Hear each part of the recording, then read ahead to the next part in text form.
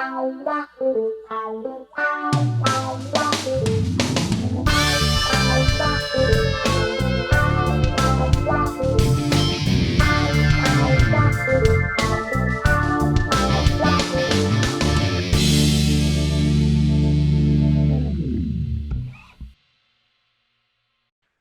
Ginny Luke, welcome to Living on Music, my dear. Thanks, Steve, for having me. It's so great to have you on. And as I told you pre-show, I have done a lot of looking at you over what you have been doing, and especially a clip, as I said, from New York City that really showed the power of that incredible virtuoso violinist that you are. I'm really happy to have you here. You have so much going on in your career, and it's going to be a really fun ride to talk about. Recently, November 1st, Devil at My Heels. Now, let's talk a little bit about that. Produced by Dave Darling, who's done Def Leppard, Brian Setzer, Zachary too. I love that you called it a proclamation of your autonomy and your voice being heard. Is that really what Devil at My Heels is to Ginny Luke? Yes, it's a loud statement piece. It is. And was that a first album or one of other albums you've done earlier? First debut album, follow-up to singles and an EP. That's what I thought. Okay, that's when I've looked. But I love the fact that you did this record. There's one critique that I caught up with. It said the album displays your vocals oozing sexual energy and a Joan Jett swagger, which is a pretty wonderful compliment, further set apart by scorching electric violin that brazenly bucks preconceptions of that instrument. How have you felt about the release of the record, and how does it feel to have this record out there right now? I'm so excited for the release of Devil at My Heels. It's been a long time coming. We produced and wrote it about 2.5 years ago. Right. So I feel like it's finally emerging into the world. And I think the release is successful, and also it's an emotional, exciting time to put my message out and get my universe out. People are finally really seeing me for who I am, which is very exciting. Oh, I bet it must feel wonderful. I've read up too that you've kind of built up for this release of this record, writing songs over how long were 2.5 years ago you began the structure of the record, and we'll talk a little bit about that too, about how that 2020 thing affected Ginny Luke and stuff. But talk a little bit about how the songs were written. Were those written a while back and then began when the album started to be produced, or when did those songs come into being for you? Yeah, they were written within the last 4 years. So very much part of myself, but I wrote them kind of in a log kind of way of documenting my life. And then when the head of the label was like, okay, we're signing off on your album, we're going to go. Do you have songs ready? Do you have demos ready? I had like 35 to 40 songs ready. Perfect. Yeah, no problem giving them some material and putting it into a record. Oh, that's really, I love that. There's a song on there, the title, that just seems to fit what we've talked about, and I know what you've talked about with others, is The Woman I Wanted to Be. Talk a little bit about the bass behind that wonderful song. Woman I Wanted to Be is an extremely personal song that starts in a vulnerable sentiment and works through emotions, primarily based on searching for oneself, searching for meaning, searching to recover and be safe and find oneself and one's spirit again. Right. And then it gets escalated towards the end of the song into a very ferocious violin solo and high level belting, energetic belting. Wow. And I love that song. I think it's my favorite on the album. It's the most personal. All alone, sleepless night, too far gone. When I know I could be conquering this war, but I'm dying.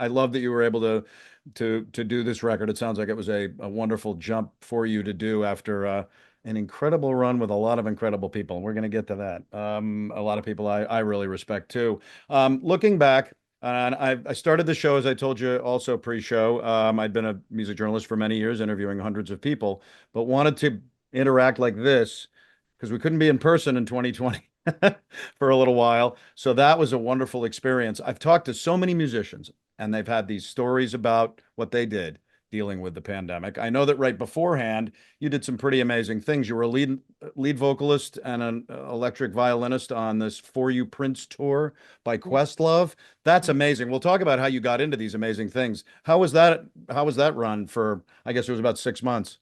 Yeah, I Oh, got to US dates and European dates and work directly with Questlove and Prince's estate and some of Prince's family members on his oh, music. I know some of the original band members too. It was like music overload, incredible. That's the best. I mean, can you get better than Prince? I don't know. So it was really great. well, you know, and it's, I was telling you earlier, I've become a cover band guy for the last 18 years, but I've had a wonderful run. I just did a Prince tribute and Oh, sang cool. in one, and I was like, you know, I'd done it a couple of Purple Rain before, and that's about it. But we did Raspberry Beret, we did When Doves Cry. His music is spectacular, and that had to be with Questlove too. What an amazing talent that is too. Yeah, just Oh, one of the best musicians in the world for sure. absolutely, 100%. 2019, Dr. Dre Orchestral No Strings Attached. Mhm. I mean, again, featured vocalist and concert master. How did that come to be for you in 2019? That was so fun. That tour was just incredible. The audiences were incredible. I got to sing in a different way. Um, Everything from Bang Bang and Oh, um, yeah, just really, really interesting moments and finding new styles to connect to. I think that's what is so amazing about music. And if you could be a versatile artist, you just connect with all these different styles and you take from them and totally. they become you in a way. Oh, it's completely. Yeah, you hit that on the head there. That's what is beautiful about music. It is the wide range and the adversity that you can encounter and be excited about getting into. You 2019 was that, then 2020. And Hmm. boom. How did Ginny Luke you know, deal with the pandemic as a human being and as a musician? 2020 was so weird for everyone. I went from uh, performing with Meatloaf's celebration act. Right. He had passed, but the band Neverland Express that I used to be in was touring, doing like this celebration Meatloaf show that Right. I was singing and playing in a couple dates. And then I went to Saudi Arabia with a Persian Armenian artist named Andy Madadian, and we did a Wow. huge show in Saudi Arabia. And then it shut down right when I got home from Saudi Arabia, and I was like, what's happening with my record deal? Right. Right.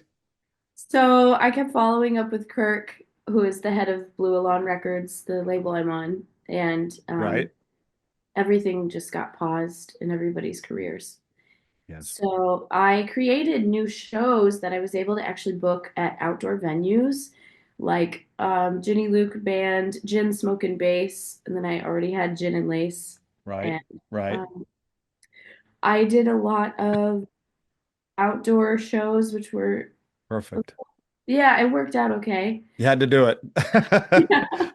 Outdoors with people over there. Yeah, exactly. My partner Suzanne is a musician too. We started a duo. We call it the Greek and the Freak. She's a Greek, and I needed to rhyme it, and so we became this duo. Not only to be able to play music with each other, but I needed to sing or I was going to go crazy. And it helped all of the people in the neighborhood because we sat in our pipe stem and they sat up 40 feet away on hills. But at least there we were creating music. And with that, it sounds somebody with your talent and your level, it must have been a wonderful experience, at least to keep going with music a little bit. Yeah, yeah. I mean, I felt like I had to keep going and keep creating. And I guess I wrote a lot of songs then too. But That's what I was going to say too, Ginny, is that the majority of the people, and I'm talking hundreds that I've interviewed in the since the pandemic on Living on Music, many of them, the majority of them have said, look, yeah, it sucked we couldn't go play with our band. We had to stay in our house. We had to do this, but we wrote a lot. We wrote songs, and then albums became part of that, and then all the songs they had came forward. It's neat. Did songs from your from The Devil at My Heels, were those some of the songs you wrote during the pandemic? I think so. Let me think. Wow. I'm pretty sure I wrote so many songs during that time. Um, Let me think if there's any specific ones I can remember. Um, I But think the the riffs, yeah, the riff for "Devil at My Heels," dum da da dum da da dum. I wrote, yeah. um, I wrote a bunch of like riff-based violin guitar kind of ideas, and then started writing around those. Oh, fabulous. I mean, that was the one thing that kept people like you and thousands of millions of musicians going, is that I'm Mhm. like, oh crap, I can't do what I want to do, but I can do what I know I need to do and I love doing. And you write you get the music, and then boom, 2.5 years ago, so 2024, was it the end of 2021 or 22 that when you began to really start to create Devil in My Heels? Yeah, yeah. I had that the call was, okay, we're ready for your record. And I was like, okay, I'll get this Dropbox ready full of songs, and here we go. So it was good. It was like preparation meets opportunity.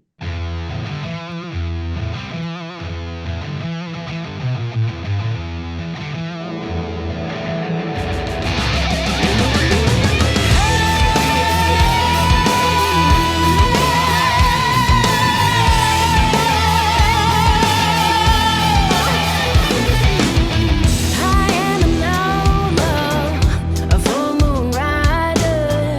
The sky it leads me to take the road I'm on.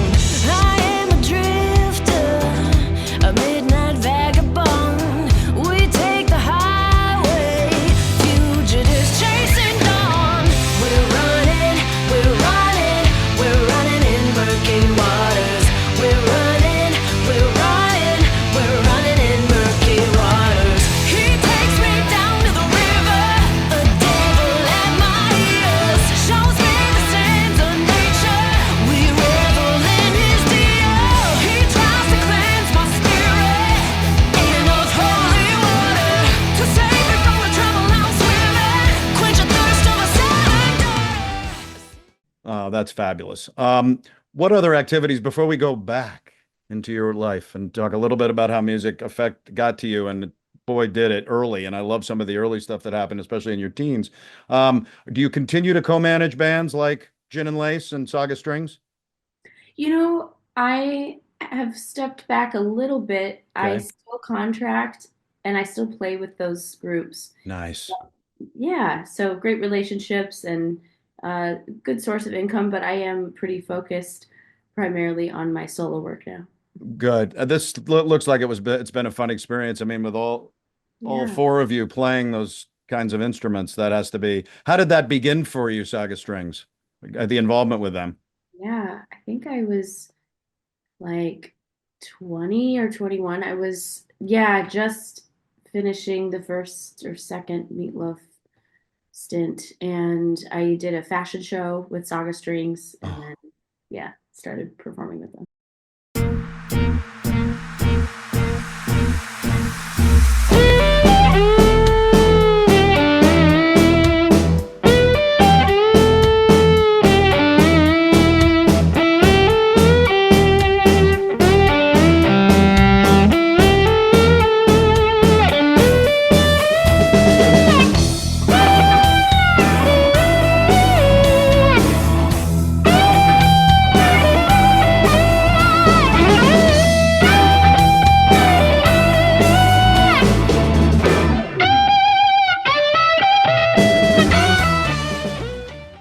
That's wonderful. You also, I know you also endorse a lot of wonderful things. I've read that a number of times. You're on the faculty still at Southern California Thornton School of Music? I am. I'm honored and grateful to be on such an esteemed faculty lineup. Oh, you have to be. Teaching popular strings. Yeah, yeah, I would think that would be something you'd be involved with a little bit, is popular strings, yeah. like every single thing you do. And contemporary music instruction, is that's another category of it? Yeah, and I prep students basically the same way I perform, touring, session work, um, developing oneself as a solo artist, and I wrote the pop strings curriculum. Oh, fabulous. Very talented. You got a huge run of wonderful stuff going. And I love when people have not only amazing talent as a singer-songwriter and player, but also you're doing some other things. What I love to do on Living on Music is I love to talk a little bit about people's lives and going back a certain amount and talking about as much as we want. But it's talking about how you got to where your music is in your heart and soul. And I know born in Georgia, right? Mhm. And then to Germany from a military move, which I have numerous friends. Again, I was telling you earlier, one was born at the Air Force Base in Mhm. Germany, but also lived there as a youngster. You were born into a musical family, Jenny, right? Yeah. Tell me a little bit about that musical family. My dad is a conductor and Oh, doctor. My mom is a pianist. All three of my brothers and I played an instrument since we were 3 years old. We couldn't quit till we were 18. So I started violin and piano, and I'm sure that's where a little bit of my rebellious nature has come out through this album. It's just like coming up in a professional but strict military classical household. totally. That is intense. That is wild. I love you talk that says began your musical career at age 3. Now, Yeah. what happened at age 3 with Jenny? Well, I started violin and piano Oh, in Vilseck, Germany, and I had my first recital at 3 and did my first musicals at age 4.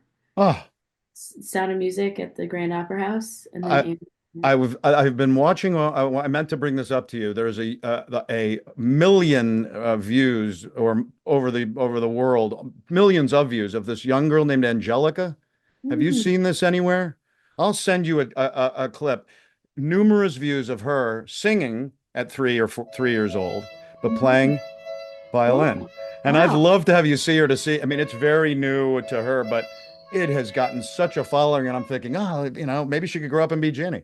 Huh. Because she's doing all these other things where she's dancing in some videos. But it's amazing that your age at 3, you began training in classical violin, and you began this training in violin, piano, dance in Germany. Hmm. Did you begin to learn German, or do you know both at this time in your life? Now I've only sung through my childhood in German. My Oh, brothers learned it, my parents spoke it. oh, wait a minute. There's no German songs on Devil at My Heels. No, I wouldn't think there would be. But that is amazing that Georgia to Germany, you got going on music. Then age 5, Iowa. Yeah, Was that yeah. enough for military reasons again? I think John Deere got my dad a job there. He became Oh, a head of the medical department in really? the John Deere Dubuque location. Yeah. Oh, really? What was the feeling of moving from Germany to Iowa at age 5? Did you have any reservations, or were you like, okay, this is what we're doing as a family? Yeah, I think I was just so young Right. that, and I just did what my family told me to do in my childhood. So again, that's why I'm like, I don't know. It's just the little rebellion thing you can hear. Oh, that's My poor family, my poor parents. That's all right. That's probably what most artists feel like. Well, right. can't control me. Right, right. I'm me, darn it. You get to Iowa, 5 years old. Hmm. About the next 10 years as you began to grow, and then, gosh, what an amazing experience or two or more at 15 and 16. We'll talk about the Carnegie Hall. You got to be Mm. Unbelievable. But what happened with Ginny in those early years? And was it Iowa? And then did you guys move around a lot? And then music just continued to grow, especially here? We stayed in Iowa and we traveled to Chicago and cities, but lived in Iowa.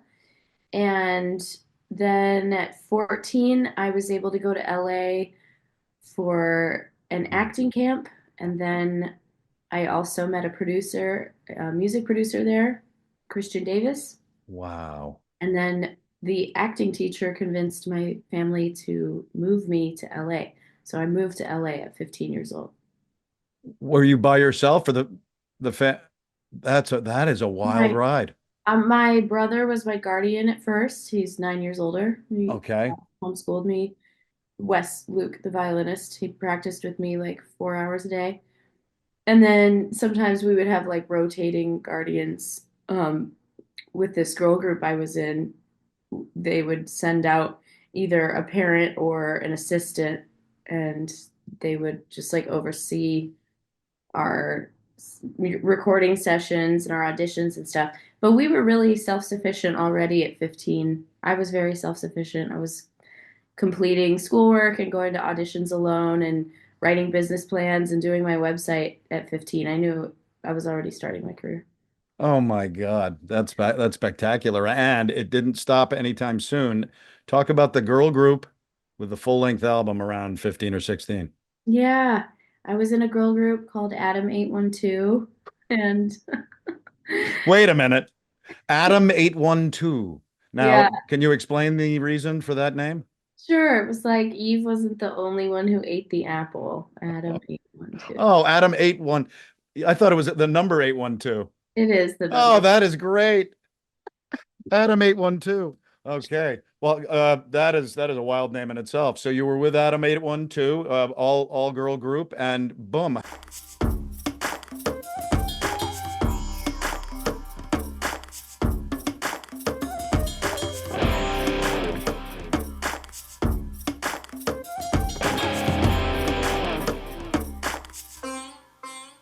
I see you staring, boy, like you wanna know what it would be like with me and where all that could go. Puppy love fantasy like a girl from a video. And if you wanna know my name, you can call me Jane Doe. I like it when I keep on guessing, I keep on waiting, hanging on my every move. Follow me, I like it the best when I keep on chasing after everything I do. Everything I do, yeah. What was the sound of that music and how did it fit into Ginny Luke's Mm, growth? yeah, that was super pop. We actually wanted it to be more guitar driven and edgier. And I remember we were getting pushback from producers and managers a lot. But I met my friend Harrison Sanborn, who was our guitar player, and his dad invested into the band a little bit. Oh, And I'm actually seeing him today, and he has shot all of my music videos. So we've stayed long, long, long time friends. oh, that's spectacular. I love that. And what was the name of that record for Adam 812? The first one was self-titled, and the second one was called Forbidden. Wow. Forbidden. Yeah. Jeez. And that's two records with them though. And that was over those 15, 16 years. Mhm. Talk about the debut of yourself at Carnegie Hall at 16. I saw that and said, I cannot wait to hear that because I've been there. And it's a spectacular historical place for music. Yeah. During this time of LA girl group commercial pursuits, my family wanted me to continue my education on a higher level. Right. So after staying in LA at age 16, Hmm. they insisted I go to Interlochen Arts Academy. Right. So I studied violin and voice and acting there, and that's how I got the opportunity to play at Carnegie Hall. And I was playing classical music, classical violin, um, and I remember it being very exciting. Also, I was nervous, but I knew I was capable. I think that's an amazing thing that you can train young artists to believe. If they believe in themselves, they can do anything. Right. So Right. I had amazing teachers and mentors around me during that time. Was it ever your dream back then to continue pretty much solely classical music? I knew that where you are now is not, it's not classical. Right. It's right in my alleyway, actually. I mean, it's just phenomenal sounding. When did you, I mean, you did that, but you really had your eyes on probably doing more like modern music, rock and stuff like that? Yeah, I knew already as a teenager, I was practicing so much, like sometimes 9 hours a day, sometimes five, sometimes three. That's so many hours and often so many hours alone. And I always thought since I was an early teen, why am I not spending these hours recording? I'm already on such a professional level. I should be documenting what I'm doing, you know? Right. So I got those albums with the girl group and everything done, but I I wish I could have been documenting more of my sonic footprint back then. Right. Um, but that was just always my biggest goal was making commercial records and writing songs that make people feel understood. That's like so much more important to me than virtuosic lines or proving that I'm some high level musician. That doesn't really matter, I think, if people don't connect to your music. Yes. Great thought. Absolutely. I can't disagree with that thought at all. That's great. 17 years old. You recorded with a guy who's on a roll. He's always been on a roll. He just was in the Olympics left and right, and also is on The Voice now, Snoop Dogg. Mhm. How did you get involved with him, and what was that like? Yeah, that was one of my first big sessions, and I Oh. got called. I know, it's amazing. What a crazy first big session in LA. I got called by one of Justin Timberlake's horn players, Kevin Williams, the trombone player, and I will Wow. always be so grateful to him. We're still good friends. He said, "Hey, I need a violinist at Capitol Records. Also, can you refer some other musicians?" So I was also contracting musicians at age 17. But I was a good musician and I was a professional, so it worked out great. The session was great. Um, and it was for a track called Change the World. And they had a full string section and horn section. Oh my God. What year was that with Snoop Dogg? Ish. I kind of don't want to say, but I guess I don't. Let's see. I think it was like 2013 or so, around. Right. So around 2011, 2013, you became a member of the Meatloaf band, the Neverland Express. Now that guy, I grew up with his music myself, his original albums and things like that, and it was very powerful stuff. Not Mhm. a unique, stuff that he did. Featured violinist, you toured internationally with them, as you said. You got back in 2020 again, which was wonderful. How did you get involved with that band? I got asked to record on his album by a keyboard player named Justin Avery, Okay. and he was my keyboard teacher at Musicians Institute, and I studied keys and um, piano there, and also vocals. And they were looking for a violinist on the album. I did a good job, and then they said, "Do you want to go on tour in 2 weeks to Australia, New Zealand? You have to learn like all his albums and these 30 songs on the set list Oh. memorized." And then our first show was for the AFL halftime show for 200,000 people. Oh. It was quite the ride. It was.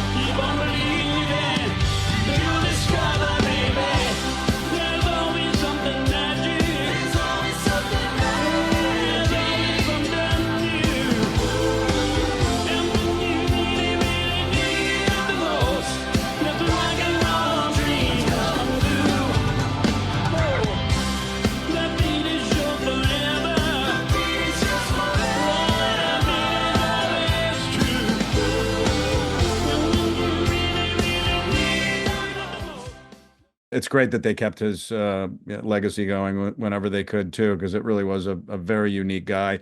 American Music Awards involvement around that time too, or at least a couple of years later. How did that come with Nicki Minaj, Skylar Grey, Shawn Mendes, people like that?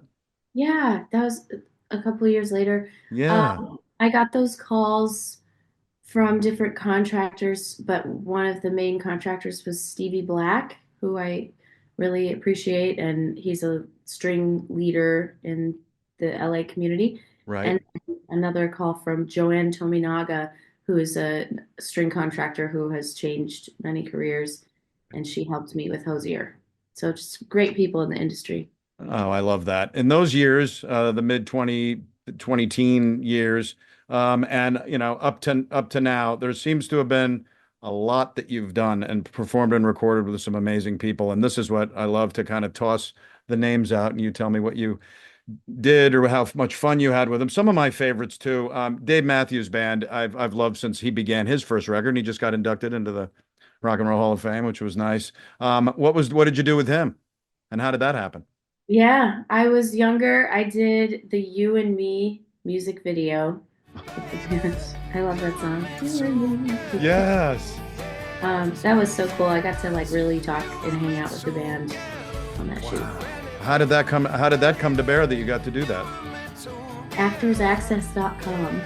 Oh, these opportunities, though. I mean, you can do that all day and try to go do something, but the fact that you were still doing it. Black Eyed Peas. Black Eyed Peas, I got through my mentor, Andre Gill, who is one of the best music directors in the world. I'm so grateful to him. And he got myself and Saga Strings on multiple Black Eyed Peas albums. Oh, and was this on violin Mhm, for mhm. everything? See, that is wonderful. I mean, I know that again, you've got these talents that have gone through and continue, especially with your new record, with the singing and things like that, and the involvement with that. But it's wonderful that that violin has been part of your soul since you were this big. And a couple other acts, Foo Fighters. Obviously, have just taken Dave Grohl up here, even though Nirvana did to here, he's been up here. What did you do with the Foos? I played violin on their Concrete and Gold record on a song called The Sky is the Neighborhood. And I got to work with Dave Grohl in person all day and Taylor Hawkins all day during that. Oh, Yeah, wow. Yeah, that had to hurt. I bet when you found out he was gone. yeah, it was Yeah. really cool to work with them. Couple more, Britney Spears. And I will tell you real quick, my partner Suzanne's daughter was getting married in Hawaii. They were having a party for their friends gathering the day before the wedding. And who comes walking down the beach? Britney with two guards and another woman. And she came up and took her daughter's baby in her hands. There was Britney. So she's continued to be a presence around. What did you do with Britney Spears, and how did you get involved with that? I played violin on her Britney Jean album on the song Perfume. And again, that was through my mentor, Henri Gill. He works with Will.I.Am extensively, so Will.I.Am was Right. co-producing that song. Oh, fabulous. I mean, look at this, Jenny. I mean, it's amazing the session work and what you've been able to do with all these artists. You also got Stevie Wonder on the list. Hmm.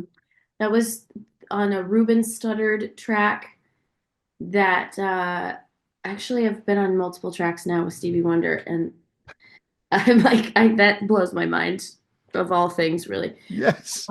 So on that track, he played harmonica, and David Foster did the string arrangements, and I did all the string stacks. So it's like it sounds like an orchestra, but it's just me. Um, that was through my mentor, Henri Gill, again. Then I was on another track featuring Stevie Wonder by a composer producer named Leon Lacey. And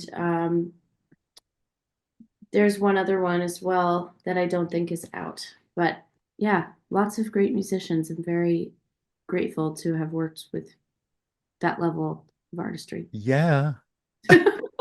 That's spectacular. And that's not all. There's many other ones. Are there any that I haven't mentioned that jump out at you? Or the list is almost too long to even see. Um, well, Hozier was a cool one because I got to work directly with him Oh, wow. on his Unreal Unearthed album. Yeah, I don't know. There's a lot of artists, and I'm excited for my time to emerge, learning from all these artists. Like, this is now my time with my record that I'm emerging. My artistry is being um, heard and evaluated and hopefully cherished. I'm thinking you're on the way, my dear, because what I'm seeing and what I'm hearing, what I've learned about you and us, and then just us talking is that, you're going to be sought out if you're not already, and I think you are, and that's obvious. And also your own personal musical life, has come to bear with Devil at My Heels. I love that you're doing this. I love what I see. I've always been a fan of the violin and its place in rock and roll too. I mean, obviously, is just sensational. And I've loved to watch what you've been doing. I love the one quote I wrote. I believe it was from a previous interview. Rock is for fierceness. Rock is for misfits. Rock is for freedom. Mhm. Rock doesn't have so many constraints. Rock is loud. Rock is vulnerable. Rock is misunderstood and understanding. Do you still feel that that's in your heart? Is that the kind of music that really gets to you the best? Yeah, yeah. I'm so glad you read that quote. Do you know where you saw I that come believe from? it was the Out of the Blue interview. Oh yeah, because I Yeah, remember writing that, and I love that. thank you. I just hope it touches a lot of people. Yeah, I think you will, and I think you are. I mean, I think you're on a wonderful roll. Your album, again, everybody, it's Devil at My Heels. And where they can probably find it all over the place, knowing your presence. Is there a best place to find you? I know it's on your site too. Yeah, on my website, on all socials at Ginny Luke or at Ginny Luke Music, and the album is streaming everywhere. Well, congratulations on this run. And I think it's not going to stop anytime soon. And I want to keep in touch with you because I want to learn again what you're doing and who you're playing with and things like that. But congratulations on getting to this wonderful place, starting at 3 and now going until now. And you're on a major roll because you're a young lady with tons of talent. So congratulations, Jenny, and let's keep in touch. Okay, sounds good. Thanks, Steve. Great to talk to you. Thanks for being on Living on Music. Awesome. Thanks.